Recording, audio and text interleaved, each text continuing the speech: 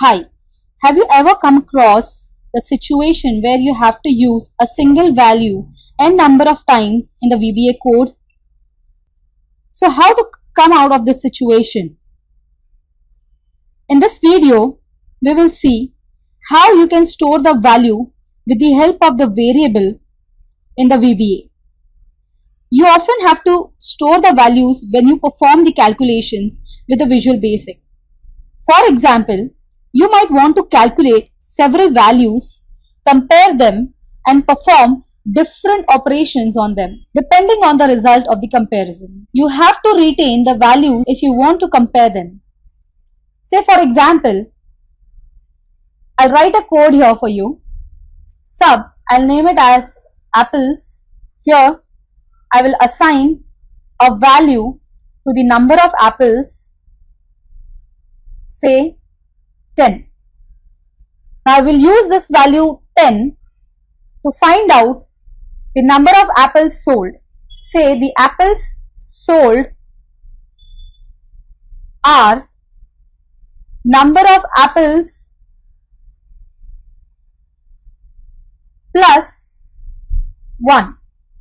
So instead of typing the number 10 again and again, I have just given the variable here. Now the value will be displayed as the result in the cell A1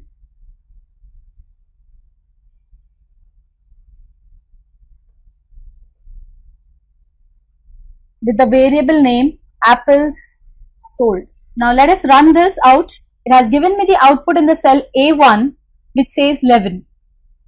That means if I assign a variable to the value 10, it will automatically calculate the values, that is 10 plus 1, and then it will display the output in the cell A1. Oh my god, the previous video made me quite lazy. Now I'm used to using a variable in my codes.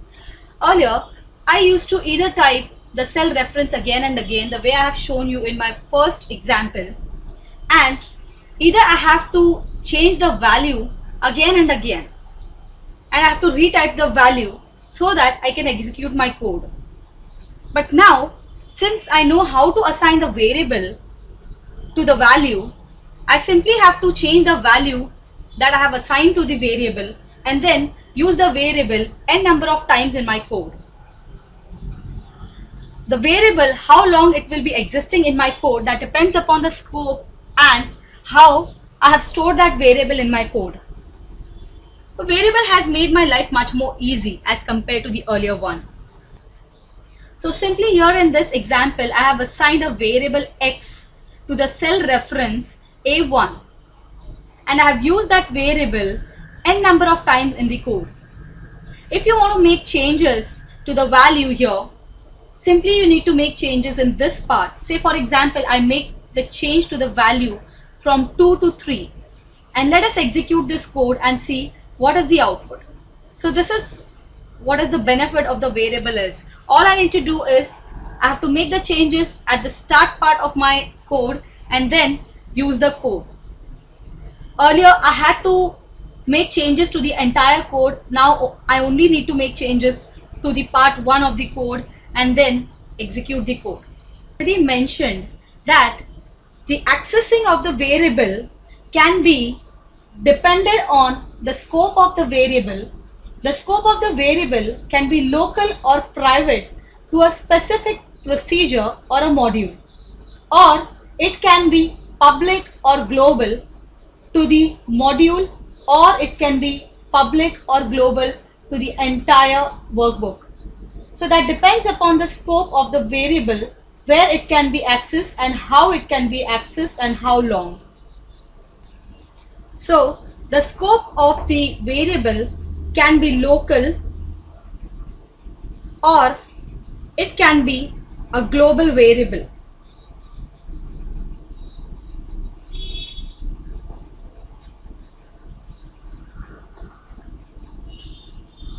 So the local variable will be accessible only in a single procedure or in the entire module. and the global variable will be applicable to the entire program where you have multiple modules and a single variable can be assigned to multiple modules. So this is a difference between the scope of the variables. So let us see with the help of the example how this is executable. When writing a code, you can use any variable just by specifying its name. When you provide this name, the computer directly reserves an area in the memory for it. Microsoft Visual Basic allows you to directly use any name for a variable as you see fit. Fortunately, to eliminate the possibility of confusion, you can first let the Visual Basic know that you will be using a variable. In order to reserve the storage area, you have to let the computer know. Letting the computer know is referred to as declaring the variable. The keyword used to declare a variable and the location in which it is declared defines the scope and the duration in which the variable is available.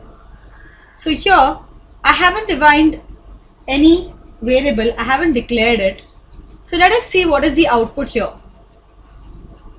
So this is what the output is. Since I don't have any value in the cell B2, it has given me the output as zeros. I do not have any value in the cell A1. If I declare a variable, say for example, I say dim. Dim is the keyword to declare a variable.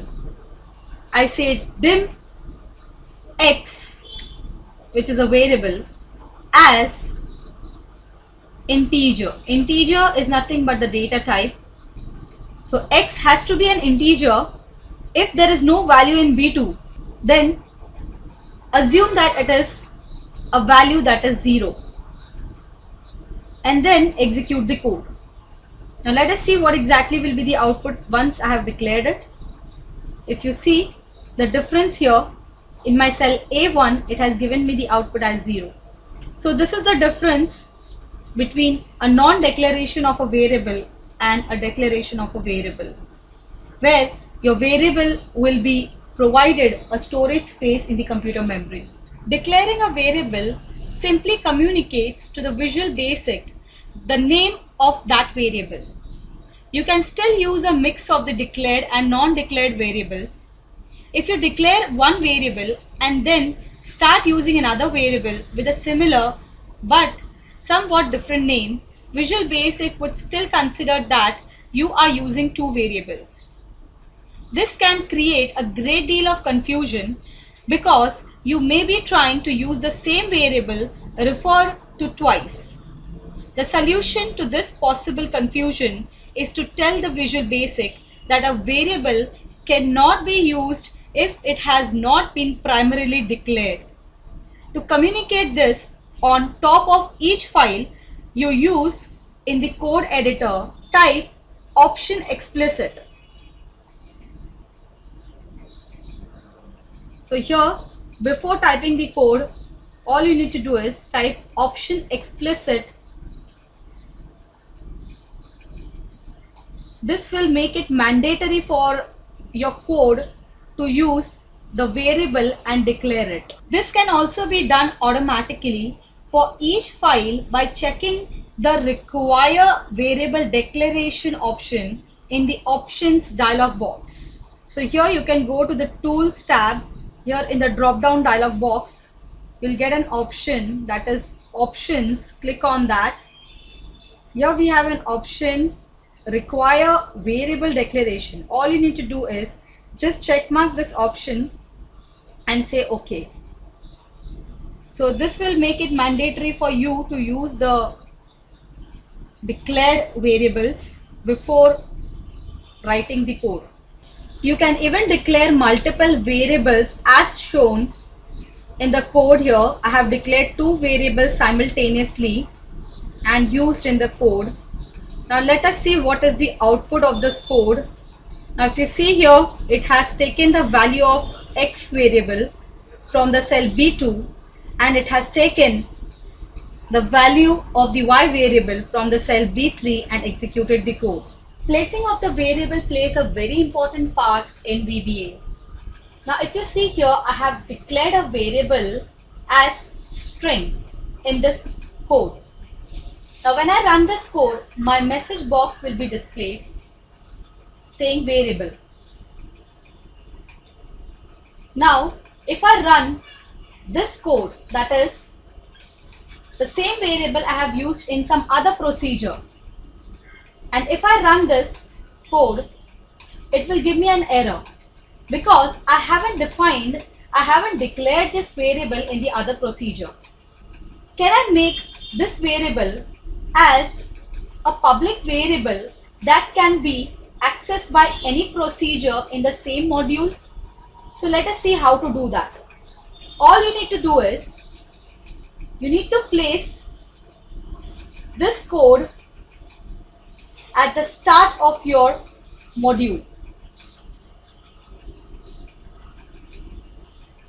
So let's see what difference it gives me while running the code.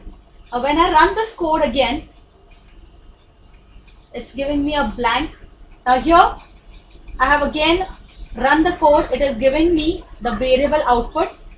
Now this is what the difference is in placing your variable where exactly you are declaring it. If you are declaring it in the same procedure and you are using the variable in the other procedure in the same module, so you cannot use that variable again.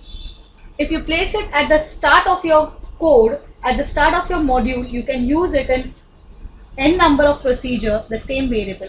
We just saw how to make a local variable act as a global for the entire module. Now we will see how you can make a local variable global for the entire program. So here I have declared my variable which is local for the entire module, for this single module, which I can use in the multiple procedures in the same module. But now if I go to the other module, can I use the same variable again? Let's see. When I run this code, it is giving me an error that the variable is not defined. So how will I make this variable act as a global variable for all the other modules? Let's see. All you need to do is just remove the keyword dim and type the word public here. Now when I type the word public, it will make my variable act as a global variable for the entire program. So let's see how this is workable. Now when I run this code, it is giving me a blank. Why it is giving me a blank?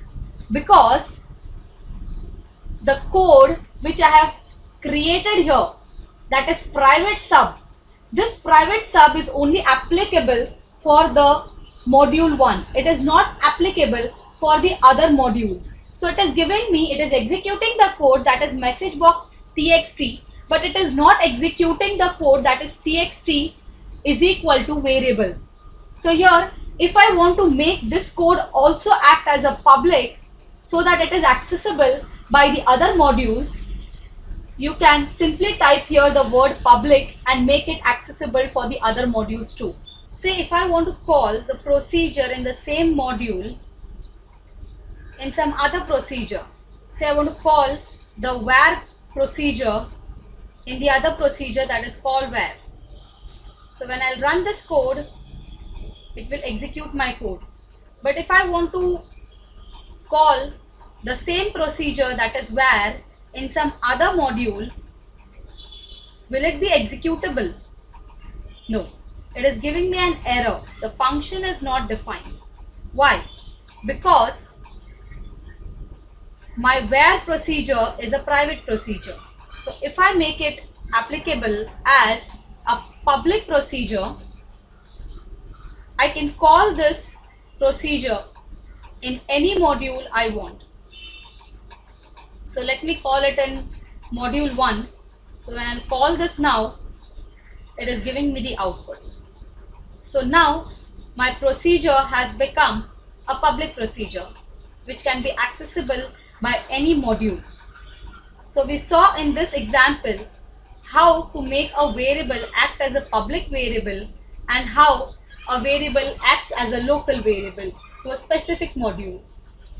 as well as we have also seen how to make a procedure local and global to a specific module and to the number of modules. Sometimes you want to retain the value of a variable in Excel VBA when a procedure ends. You can achieve this by using simply a keyword known as static. It will help you preserve the variable for the next time the procedure is called.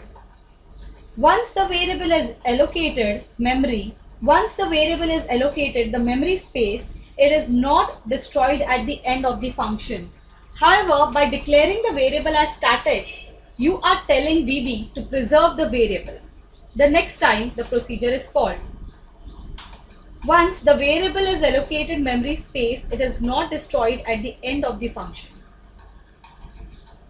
By declaring static, you tell VB to keep the variable CNT in the following example for the use within the declared function. This preserves the value of the variable, and now the intended increment function will work as intended. So here simply, if you see, I have used the keyword dim, that is, I have declared the variable CNT as an integer over here, and when I execute this code, it will give me the output as 1. If I run it again, I am getting the same output, because once this is executed, the variable will be destroyed after the execution. Again, if I run it, the same variable will be executed n number of times. If I want the variable to be preserved, what I can do is I can simply remove the word dim and type the keyword static. So this will help provide a memory space to the variable CNT permanently. So when I'll run this code now, I will get the output first time as 1, and again if I execute this code, it will give me the number as 2, because it has preserved the value of the number CNT. So if you execute this code n number of times, now the value will be incremented.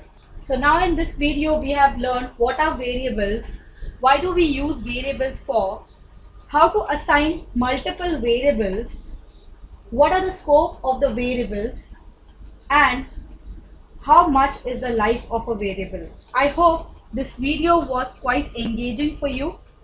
Thank you. First of all, let us see what are the different types of data types. Here is the list of data types classified majorly into numeric data types and the non-numeric data types. Under numeric data types, there are different types of data types: viz, byte, integer, long, single, double, and the currency. Under non-numeric data type, we have the string data type, the date, boolean, object, and the variant. One by one, we will see the different types of data types and its uses in VBA. So just have a closer look here. This is my Excel sheet. Here I have designed a code for you where I have applied all the types of data types. In our earlier video, we have seen how to declare a variable. Now here, I will let you know how to assign a data type to that variable. So now in this example, we will be adding some of the records here. I have designed a small table here where we will be adding the data. I have declared the variables here. The first variable is the SR number. I have given the SR number, the data type, as integer. The integer data type typically stores the counters or the quantities. It does not store fractional values. In short, it holds the whole numbers. Numeric values with a fractional content such as prices, the integer data type typically stores the counters or the quantities. It does not store the fractional values. In short, it holds the whole numbers. Numeric values with the fractional components such as prices should not be stored in a VBA integer variable because this variable type only stores the whole numbers and will round the fractions to the nearest whole numbers. If you need to store the values that have decimal places such as prices, a VBA double data type is usually the recommended data type. Our next data type is variant. The variant data type is the data type for all the variables that are not explicitly declared as some other type. A variant data type is a special data type that can contain any kind of data except the fixed length string data. A variant can also contain the special value empty, error, nothing and null. You can use the variant data type in the place of any data type to work with the data in a more flexible way. The next is the string variable. I will store the ENP name, that is the employee name, with the data type string. A string is an empty text, a letter, a word or a group of words considered. To declare a string variable, use the string data type. The other data type that I have used in the designation is the string. Again, in the department also I have used the same data type as string since they will include the character. For the salary, I have given the data type as the currency data type. The currency data type is used for a variable that can hold monetary values. To declare such a variable, use the currency keyword. For the bonus, I have used the data type as double. The significance of the double data type I have already explained you while using the integer data type. The next is the Boolean data type. The Boolean data type will help you to give your confirmation whether the output should be declared as yes or it should be declared as no. That is, it deals with the situation where you have to answer whether the output will be true or it will be false. I have used majorly all types of data types here. I will execute this code for you now. Let us see. Now here it is asking me the serial number. The serial number I will give as say 1. I'll say okay. It is asking me for the employee code here. The employee code I will give as A1. The employee name I will be given as say Vaishali. Say enter. The designation as trainer. The department that she belongs to is the training department. The salary that she gets is say 25,000. The bonus that will be declared to her yearly will be 5,000. And the marital status is yes. So now if you see, all the details are filled in according to the code that is executed. This is how you can use the data types in Excel VBA. Till then, practice this. Thank you. Often you'll find that your code contains constant values that reappear over and over. Or you may find that the code depends on certain numbers that are difficult to remember. Numbers that in and of themselves have no obvious meaning. In these cases, you can greatly improve the readability of your code and make it easier to maintain by using constants. A constant, in the other words, is a meaningful name that takes the place of a number or a string that does not change. Although a constant somewhat resembles a variable, you can't modify a constant or assign a new value to it as you can do with a variable. Now here I have a small example where I have assigned a name to the procedure. Here I have declared a constant. Now if you see, a constant is declared with the keyword const, the name of the constant and the data type. So here I have taken as an example the area of a circle. Now how will I calculate the area of a circle?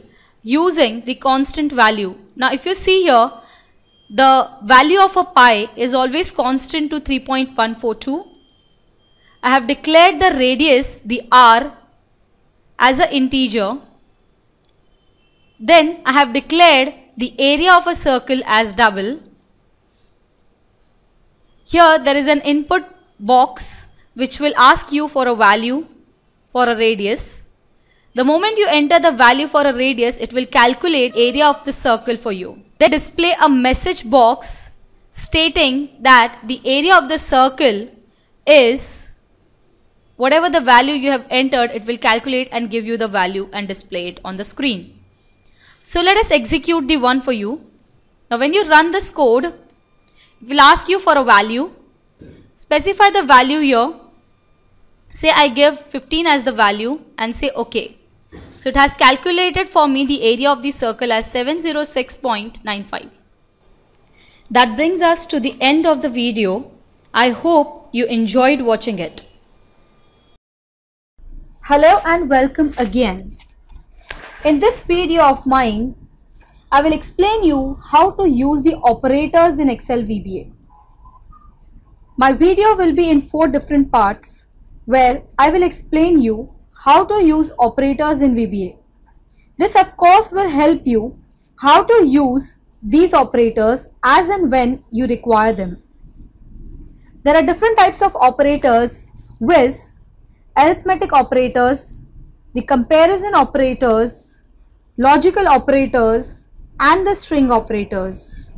Firstly, we will discuss about the arithmetic operators. So here I have a ready-made code for you where I will explain how to insert the arithmetic operators using the VBA code. So first of all, we will discuss the arithmetic operators. In the arithmetic operators, firstly we will discuss about the addition operator.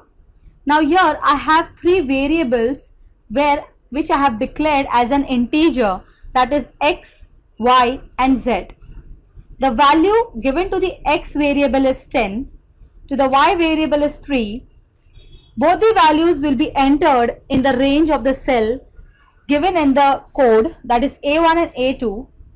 Then the z variable will act as an output which will be displayed in the cell A3. So let's discuss about the addition operator. Now since I have already mentioned the code over here, I will directly use the addition operator. Say I want to use plus as the symbol for the addition operator. Now let's see how to execute this code. I have executed this code. This has given me the value as 13. Now similarly, we will also use the other operators in Excel VBA. Let's say OK.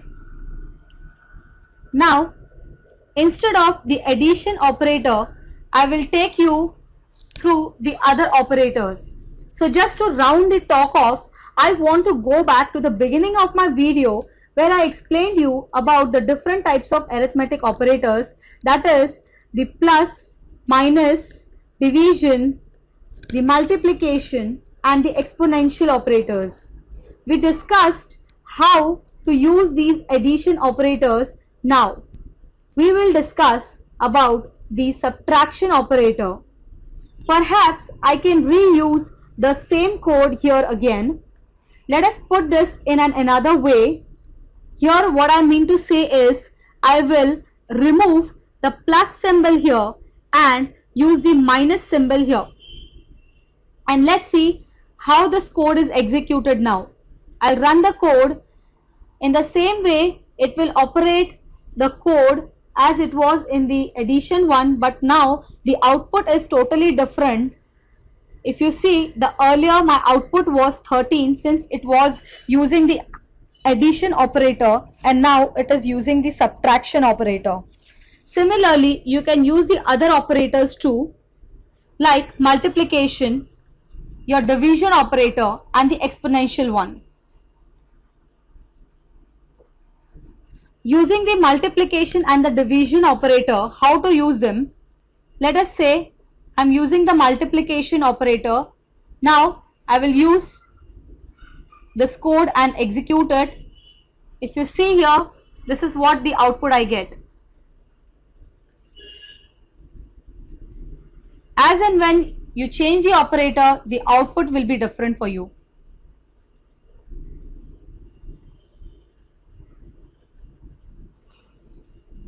Okay.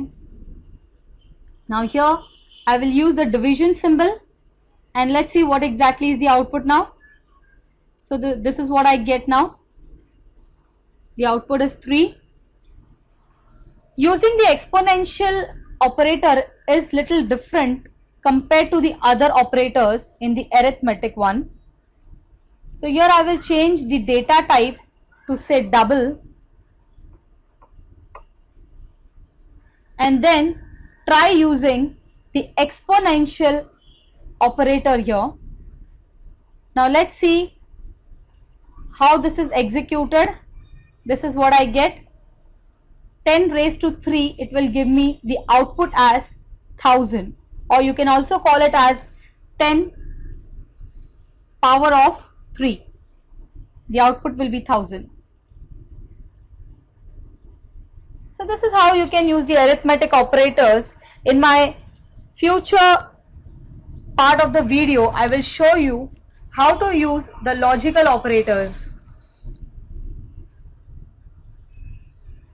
Now it's time to discuss about the logical operators here.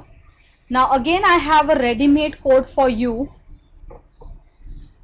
where I have a value in the cell A1 and a value in the cell B2. And here I have designed a code where if the value in the cell A1 is more than 35 and the value in cell B1 is more than or equal to 45, only then the result will be declared as pass, else it will be declared as fail. So now let us execute this code for you.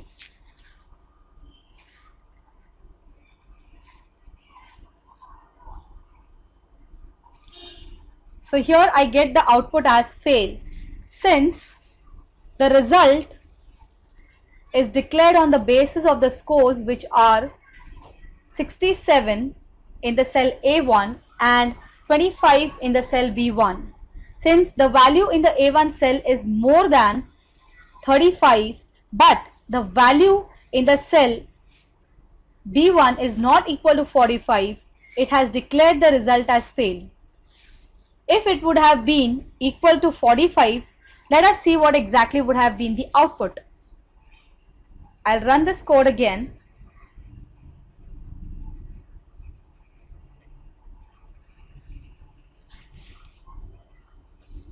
So now I get the output as pass. If I change this to OR, what exactly will happen? Again I'll execute this code. Again I get the out pass, since the value in the cell A1 should be equal to or more than 35, or the value in the cell B1 should be equal to 45. Only then it will be declared as pass. If I say it is less than 45, what exactly will be output that I get? It is again pass. If I say it should be more than 45, then what the output is? Again I get the value as pass. If I say it should be more than 67, let's see what exactly will be the output. Again it is declared as pass. If I say the value in the cell A1 should be equal to or more than 68, then what exactly will be the output? I get it as fail, because either of these cell should be more than or equal to 68 or it should be greater than 45. Since both the conditions are not met, I get the output as fail. If I say that the score 1 should be greater than or equal to 68 and it should not include the value in the cell B1 more than 45, only then the result will be pass, else it will be fail. That means in the cell A1 the value should be greater than or equal to 68, but it should not include the value in the cell B1 which will be equal to or greater than 45. So let's see what exactly is the output for this. So I get the output as fail. If I say it should be greater than 45 here, 35 here, let's see what exactly is the output I get. I get as 45. I get as fail. The output is fail here, since the value is more than 45 and it should not be greater than or equal to 35. If I say my value is here 25, what exactly will be the output that I get? Let me execute the code again for you. I get the output as pass, since the value in the B1 cell is 25. So these are the logical operators where I showed you how to use AND operator, the OR operator and the NOT operator. In the future part of the video, I will show you how to use the comparison operator. Now it's time to discuss about the comparison operator. I have taken the same example as earlier one. Now here, if the score 1 is greater than the score 2, then the result will be displayed as good. If the score 1 is equal to the score 2, then the result that is displayed will be average. And if it is less than score 2, then it should display the value as bad. So here we will use the comparison operator like greater, smaller and equals to. So let us see how the code is executed and what is the output that I get. So here, since score 1 is more than score 2, the value that I get, the result that I get is good. So here it has given us the output. I hope you have understood the comparison operator. In the future part of my video, that will be the end of the video, where I will be discussing about the string operator. Last but not the least, it's time to discuss about the string operator. So let us discuss about the string operator here. Oh, I'm getting the error. Why is it? Yeah, it's the data type. So we need to be very careful while giving the naming convention. Here I will give the name as string 1. So what is my agenda of this code is I need to display the full name in the cell A1. So I have given the variable here as the first name, last name and the full name. The first name is William, the last name is Sanson. The full name will be displayed as the first name and the last name, and there will be a blank between the first name and the last name. But will this be executed? No. It will only be executed only if you use the operator, that is AND operator. You can call this as ampersand operator, or you can call it as a string operator. Here also, when the value or the full name will be displayed in the active cell, it will display the full name colon space, and the full name will be displayed only when you use the ampersand symbol here. Now I will run this or execute this code and see whether I get the output. So yes, I get the output. This is how you will be using the string operator in Excel VBA. I hope this video was quite engaging and showed a clarity of understanding. Thank you for watching the video. Bye-bye.